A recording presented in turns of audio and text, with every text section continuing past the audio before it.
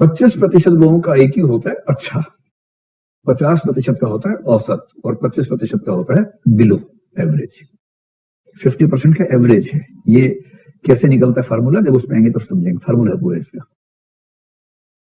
अब अगर आपने कहा कि नैतिकता नियमों पर नहीं चलेगी, अपने अपने हिसाब से परिणाम देके फैसला कर लेना, तो आपको अच्छे से पता है कि ये लोग इसका कितना फायदा उठाएंगे। और ये भी औसत बुद्धि के लोग, ये बहुत दिमाग नहीं चलता इनका भी। इसके दो नुकसान होंगे। एक तो ये कि 24 घंटे सोचना पड़ेगा, और सोचना एक कठिन काम है, बहुत कठिन काम है सोचना। जब आप एटीट्यूड पढ़ेंगे ना, एक कंसेप्ट है सिस्टमैटिक प्रोसेसिंग, एक है ह्यूरिस्टिक प्रोसेसिंग। वहां समझेंगे इस चीज को, हम भी करते हैं। अभी बताता हूं फॉर एग्जाम्पल। और दूसरी समस्या क्या है, इससे सब्जेक्टिविटी बहुत ज्यादा आ जाएगी। ऐसी सब्जेक्टिविटी आएगी कि नैतिक व्यवस्था के नाम पे दुराचार, अनाचार सब कुछ फैल जाएगा। क्यों? जैसे ही आपने कहा भाई देखो, परिणाम से तय होता है, परिणाम सोच के तय कर लेना क्या ठीक है क्या गलत है। हर बच्चा झूठ पे झूठ बोले जा रहा है। आपने झूठ क्यों बोलते हो? परिणाम अच्छा है इसका, मेरी पिटाई नहीं हुई है, परिणाम कितना अच्छा है, इसलिए मैं झूठ बोलता हूं। कुछ सिस्टम ही नहीं बचेगा। सब लोग अपने अपने हिसाब से परिणाम की व्याख्या करके नियमों का उल्लंघन करेंगे और नैतिक व्यवस्था का मतलब उसकी ऐसी तैसी कर देंगे। दूसरा, सोचना पड़ेगा, हर बात पे सोचना पड़ेगा। आप सोच के देखिए, जैसे आप निकले, एक भिखारी पीछे पड़ गया कि बाबू कुछ दे दो, माई कुछ दे दो। वो सबसे पहले वो जोड़ी बनाए थे, आप दोनों की जोड़ी सलामत रहे। भाई साथ में ऐसे ही खड़े हुए थे, जोड़ी बना दी, तो लड़का खुश हो जाता है, आ तू ले यार, इस बात कर रहे कि तूने जोड़ी तो बनाई कम से कम भाई। जो भगवान भी नहीं बना पा रहा, तूने बना दी, कोई बात नहीं, तो इसी में खुश। तो अब ऐसे में 3 स्थितियां हो सकती हैं। एक, आप में से कुछ के दिमाग में फंडा क्लियर होगा, भिखारी को पैसे देने ही नहीं है चाहे कुछ हो जाए, क्योंकि आपने पढ़ रखा है कि इनको पैसे देने से फिर वो पूरा गैंग विकसित होता है, हाथ पैर काटे जाते हैं बच्चों के, और भीख का एक पूरा सिस्टम काम करता है। और उसमें अगर आप भीख दे रहे हैं, इसका मतलब आप किसी बच्चे के हाथ पैर कटवाने के लिए जिम्मेदार हो जाएंगे अंत में। तो आपने एकदम ठान रखा है, चाहे कुछ हो जाए भीख देनी नहीं है। कोई कितना भी कैसा भी मुंह लेके आ जाएगा, बोलेगा ना भगवान से नहीं देंगे। क्लैरिटी है ना, कंफ्यूजन नहीं है आपको।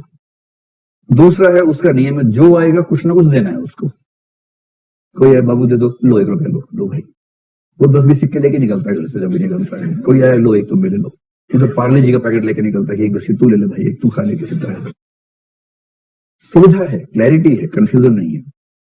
और जो है परिणाम सापेक्षवादी, वो हमेशा जैसे जा रहा है जरूरी काम से, भिखारी आ गया, अब वो सोचा 2 मिनट रुको, मैं टटोलूंगा, इंटरव्यू दो पहले मुझे, बताओ तुम्हारे नंबर कितने 10वीं क्लास में, ये बताओ पहले, फिर 12वीं के बताओ, चलो मैं जीके के 4 सवाल पूछ रहा हूँ, देखूंगा तुम कितना पढ़े लिखे हो, फिर नैतिक ज्ञान की परीक्षा लूंगा, तुमसे 4 सवाल वो बताऊंगा, उसके बाद तय करेगा ऐसे तौल के कि हाँ देना चाहिए, फिर निकाला 5 नोट, लो दे जाओ। और अगर यही करता रहेगा तो 8-10 दिन के बाद ये मांगता वो दिखेगा सबके पास, क्योंकि जब सारा दिन इसी में लगा देगा 24 घंटे, तो फिर कैसे ही अपने काम करेगा, ये समस्या है ना, कैसे करेगा। हर समय सोचने की बाध्यता, हर समय फैसला करने से पहले 1000 बार सोचना बड़ा कठिन काम है। तो एक तो मूर्ख लोग नियम का फायदा उठा लेंगे सब्जेक्टिविटी से। दूसरा, सोचना अपने आप में दुविधा वाली बात है। इसलिए कुछ लोग कहते हैं कि कम से कम इस समुदाय के लिए बेहतर है डीओंटोलॉजी। इन्हें पक्का नियम बता दो बस, उसके बियॉन्ड मत सोचवाओ इनसे। सोचना कठिन कार्य है।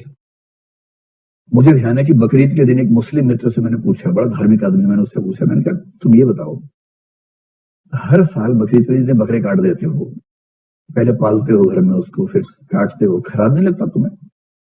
खुदा या अल्लाह क्यों खुश होगा इस चीज से भाई? अल्लाह को प्यारी है कुर्बानी, काहे प्यारी है कुर्बानी? नहीं प्यारी होनी चाहिए। बेकसूर पशु की हत्या क्यों अच्छी लगनी चाहिए अल्लाह को? मुझे लगा वो बहुत धाकड़ सा उत्तर देगा इस बात का, सैद्धांतिक सा उत्तर देगा। उसने पता क्या कहा? उसने कहा ये हम नहीं सोच सकते, अल्लाह ताला सोचते हैं। हम कैसे सोच सकते हैं? तो मैंने फिर बोले हम सोच ही नहीं सकते, हमें तो बताया गया है, तुम काटते खाते, बात खत्म। कितना सिंपल सोल्यूशन है, हम सोच ही नहीं सकते। जिस चीज का जवाब मैं नहीं दे सकता, मैं काहे सोचूं उसके बारे में? भगवान की मूर्ति पे लोग पूजा कर रहे हैं, एक चूहा वहां खेल रहा था, चूहा वहां से मिठाई लेके भाग गया। इस घटना से आर्य समाज के संस्थापक दयानंद सरस्वती विचलित हो गए। कहानी है प्रसिद्ध। दयानंद ने, उनका नाम शायद मूल शंकर कुछ था उस जमाने में, उन्होंने पुजारी से कहा कि यार तुम्हारा भगवान अपनी मूर्ति पे चूहा चढ़ गया, उसको तो हटा नहीं पा रहा, ये दुनिया कैसे संभालेगा? मैं इसको मानने से इनकार करता हूं। और वहीं से उस चूहे की वजह से आर्य समाज की स्थापना हुई। और आर्य समाज ने कहा कि मूर्ति पूजा व्यर्थ है, मूर्ति पूजा मत कर। वो पुरोहित बुड़बक टाइप का था, वरना जवाब दे सकता था इस बात का। पुरोहित को इतना ही कहना था कि भगवान की नजर में इंसान और चूहा दोनों प्राणी बराबर हैं। चूहा खा रहा है, भगवान खुश है, क्या दिक्कत है भगवान को इस बात से? अगर कहना ही होता, पर पुरोहित ऐसा ही ढूंढा गया होगा कि अच्छा नहीं रहा होगा, कहानी ऐसे बन गई।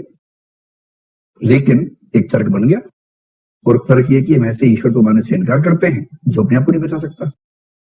अब उनके फॉलोवर्स में इनके फॉलोवर्स, तो दिमाग सबका एक जैसा है। आप किसी भगवान मानने वाले से 4 सवाल पूछ लीजिए, क्या तुम्हारा भगवान तो देखो ना मूर्ति रखी है, मूर्ति गिर भी गई, गणेश जी को डालते हो हर साल समुद्र में, वो मूर्तियां नदी के तट पर पड़ी होती हैं, उल्टी सीधी पड़ी होती हैं, भगवान अपनी मूर्ति क्यों नहीं बचा पाते? वो अंत में एक ही बात कहेगा, लीला है। और देखो, दर्शन की दुनिया में लीला का एक ही मतलब होता है कि मुझे पता नहीं। जब भी कोई बोले लीला है, इसका मतलब मुझे पता नहीं, पूछो मत मुझसे प्लीज, मुझे नहीं पता। तो एक लंबा वाक्य होता है ना, जैसे कई शब्दों के लिए एक शब्द होता है, ऐसे ही मुझे नहीं पता, प्लीज मुझसे मत पूछो, इसके लिए एक शब्द क्या है? लीला। तो जब भी कोई बोले लीला है, इसका मतलब ये है। तो अब ये बताओ कि जो समाज में इतने सारे लोग हैं, इनके लिए एक शब्द हम बोलते हैं, आगे से वो बोलेंगे भोंदू। तो समाज के 75% भोंदुओं के लिए ज्यादा अच्छा सिस्टम कौन सा है, डिओन्टोलॉजी या टेलियोलॉजी? उनको तो डीएम बताओ पक्का, सोचवाओ मत उनसे बस, क्योंकि वो उनके बस की बात नहीं है। वो जो ऊपर के 10, 20, 25% लोग हैं, वो आप कितना भी कोशिश कर लो, वो मानेंगे भी नहीं आपकी बात, वो हर बात पर सोचेंगे। ये लोग पाए जाते हैं जेएनयू में।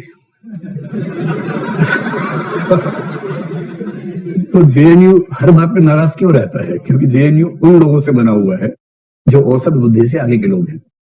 उन्हें औसत बातें समझ में नहीं आती हैं। उन्हें लगता है कि इसके पीछे का आदर्श होना चाहिए, तर्क होना चाहिए। प्लेटो, सुकरात, अरस्तु, मार्क्स सब घुला मिला के फिर वो उस लेवल पर बात की पड़ताल करते हैं। उनको नहीं जमता।